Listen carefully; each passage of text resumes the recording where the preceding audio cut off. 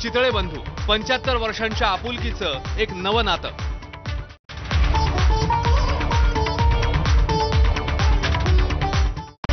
Headlines brought to you by Chitale बंधू.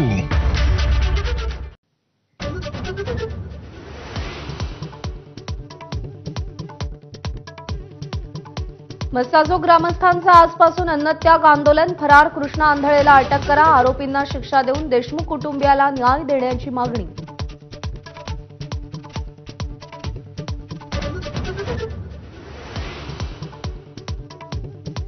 आज होणाऱ्या मंत्रिमंडळ बैठकीत मस्साजोग सरपंच हत्येच्या तपासाबाबत चर्चेची शक्यता. फरार कृष्णा आंधळेचा शोध, चौकशी समितीचा अहवाल या मुद्द्यांवर बैठकीमध्ये सवाल उपस्थित होण्याची शक्यता.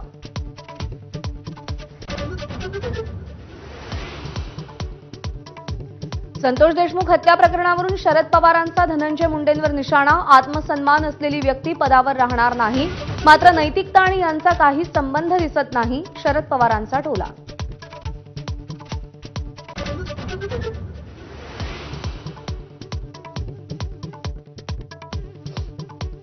स्थानिक स्वराज्य संस्था निवडणुकांबाबत आज सुप्रीम कोर्टात सुनावणी. निर्णय झाल्यास पुढच्या काही महिन्यात निवडणुकांची शक्यता.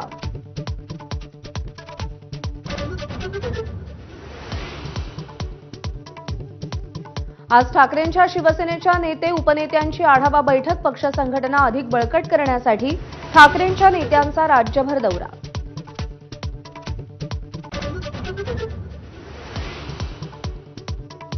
नीलम गोऱ्हे लक्षवेधी लावायला आणि उमेदवारीसाठी पैसे घेतात. मर्सिडीजवरून झालेल्या आरोपांना प्रत्युत्तर देताना संजय राऊतांचा सनसनाटी आरोप. तर राऊतांविरोधात आज शिवसेनेचं आंदोलन.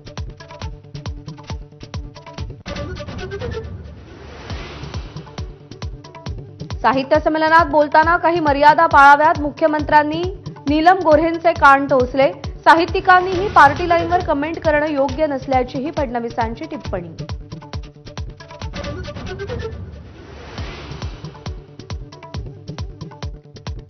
एकनाथ शिंदेंच्या ठाण्यात मंत्री गणेश नाईकांचा जनता दरबार. तर दरबारी राजकारण म्हणत शिंदेंच्या शिवसेनेचा नाईकांवर हल्लाबोल.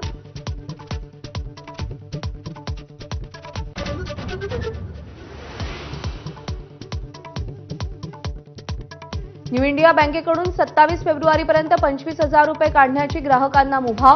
बँकेच्या शाखेतून किंवा एटीएमचा वापर करून पैसे काढण्यास परवानगी.